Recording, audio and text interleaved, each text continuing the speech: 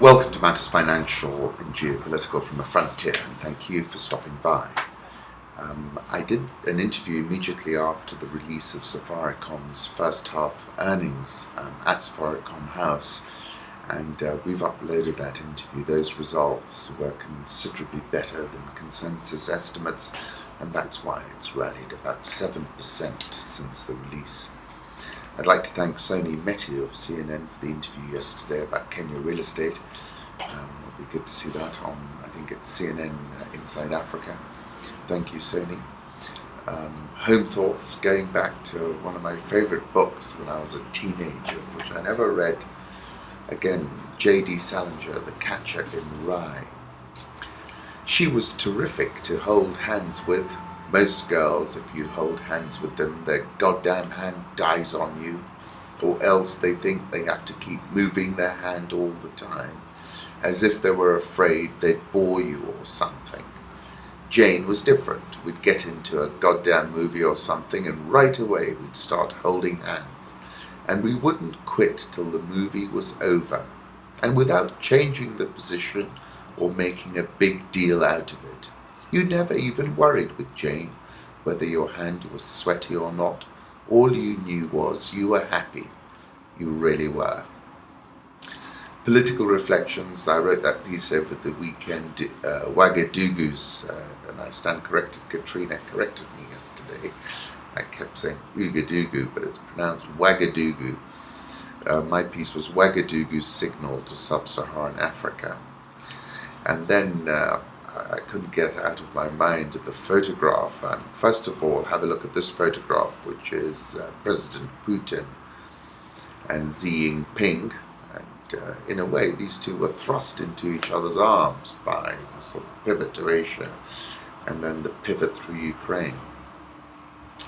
And then look at this second photograph, which is Shinzo Abe shaking hands with China's Xi Jinping. And it's as if Xi Jinping is holding his nose at some terrible smell. And that took me back to that quote by Roland Barthes. One of the marks of our world is perhaps this reversal. We live according to a generalized image repertoire. And he was writing about the United States. Consider the United States, where everything is transformed into images. Only images exist and are produced and are consumed. That goes back to Virilio, images infect us like a virus. And then this photograph as well of President Obama shaking hands with Xi Jinping during the APEC welcome banquet at Beijing National Aquatic Center, or the Water Cube. And Obama said, our message is that we want to see China successful, but as they grow, we want them to be a partner in underwriting the international order, not undermining it. We're going to have dinner tonight, then bilateral talks. Spengler in Asia Times headlines his piece, The Sino-American Comedy of Errors. The United States is a Pacific power accustomed to maritime dominance. To the extent that Americans focus on China's foreign policy, it is to express alarm at China's territorial claims on small, uninhabited islands also claimed by Japan, Vietnam, and the Philippines. Apart from some overheated and self-serving rhetoric from a few Chinese military leaders, though, the contested islands are of negligible importance in China's scale of priorities. I'll put up an image that Moffat tweeted, a photo of Vladimir Putin's motorcade. Fisk is interviewing Bouthaina Shaaban, who's an advisor to President Assad. The headline of his article is, Why is there such an explosion of violence across the Middle East? What on earth has descended upon the Middle East? Why such an epic explosion of violence? It feels strange to ask these questions of Dr. Bouthaina Shaaban, one of Assad's close advisors and former translator to his father Hafez. Her office is spotless, flowers on the table, her female secretary preparing a morning roundup of the world's press on the Middle East, the coffee hot and sweet. Not so with America and the war in Syria. Right from the beginning of this crisis, I never truly felt that the issue was about President Assad, she says. It was about the weakening and destruction of Syria. There's been so much destruction of hospitals, schools, factories, government institutions, you name it. I think the Americans take their battles against leaders and presidents, but only as a pretext to destroy countries. Saddam was not the real target, it was Iraq. It's the same for Libya now. America told everyone it was about Gaddafi. The real issue is about weakening the Arab armies, whoever they are. When the Americans invaded Iraq, what was the first thing they did? They dissolved the Iraqi army. Indeed they did.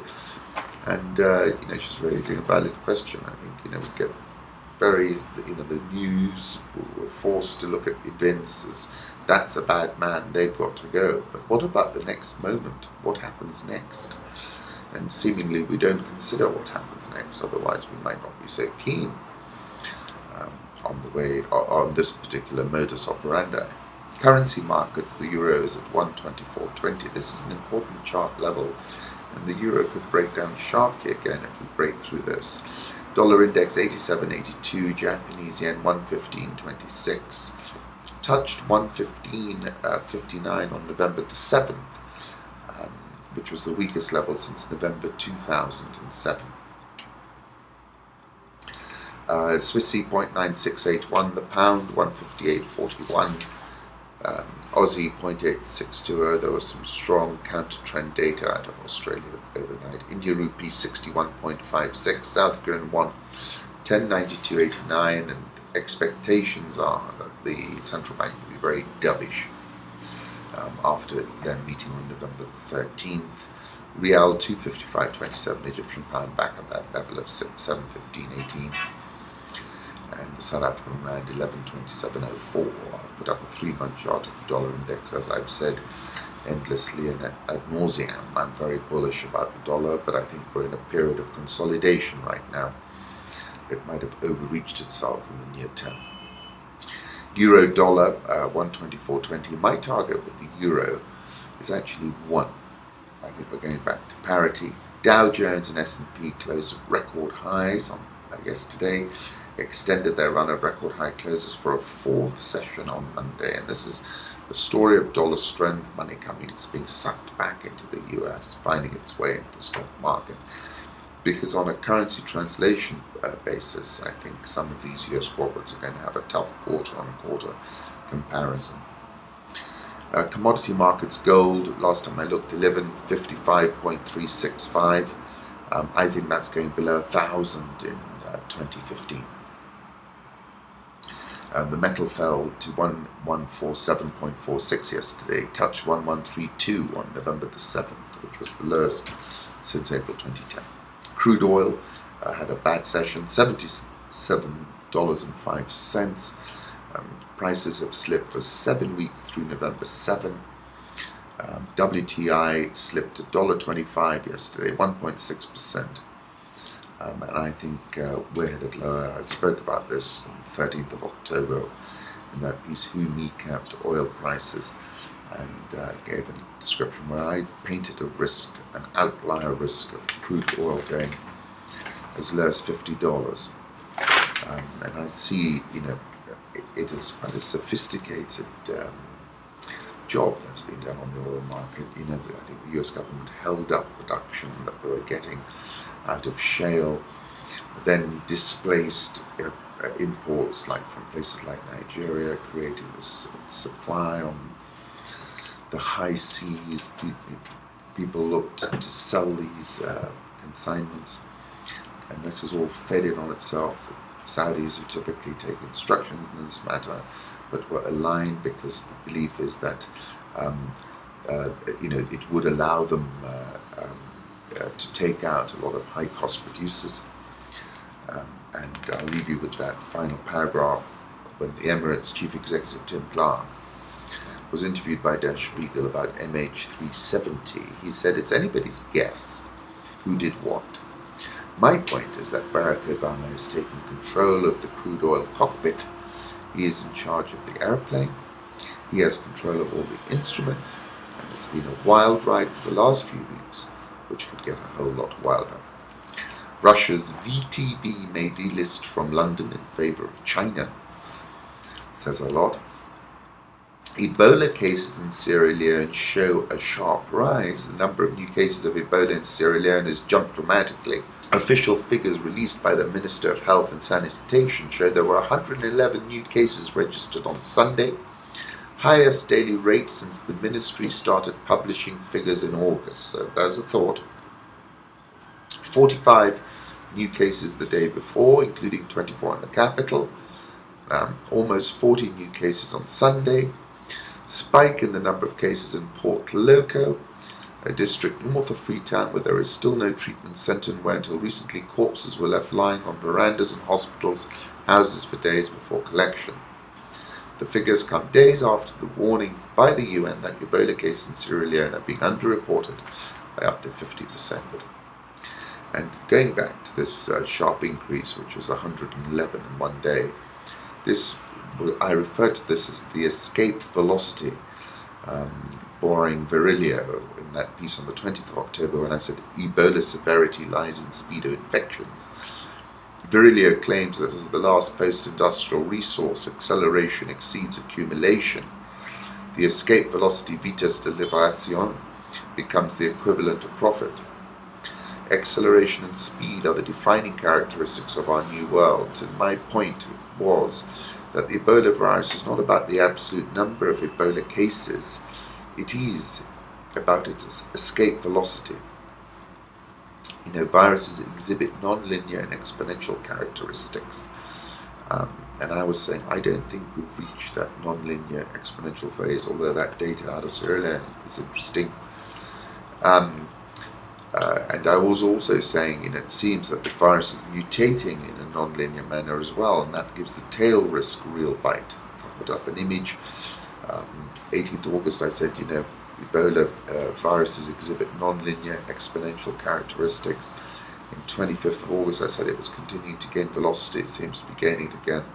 And many of these points I made in the second half of the Al Jazeera Inside Story I participated in with Laura Kyle, and that link is on Rich Wrap-Ups.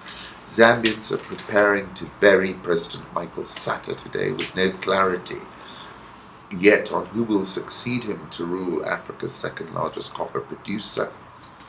Sata died in London on October the 28th at the age of 77, will be buried at Embassy Park, where former leaders such as Levi Mwanawasa and Patrick Chiluba also lie. Sata, who died in a London hospital on October the 28th at the age of 77, was known as King Cobra for his sharp criticism of opponents, leaves a leadership vacuum in the ruling Patriotic Front, which he formed in 2001. Guy Scott, who was Sata's deputy, was named interim president until elections are held in January. He may be prevented by law from contesting the vote because his parents weren't born in Zambia. Last week he removed a fellow called Edward Lungu as the ruling party's Secretary General before reinstating him a day later following riots. The political environment is set to remain fractious and tumultuous ahead of elections. Gareth Brickman, he's an analyst at Johannesburg-based ETM Analytics. So we've got a fluid situation there. The ruling party's Central Committee is set to meet on November 13th, when it may select a presidential candidate. Sub-Saharan Africa will have 500 million mobile subscribers by 2020. Apparently there are 329 million unique mobile subscribers at the end of June 2014. That should rise to over 500 million and account for 49% of the population in 2020.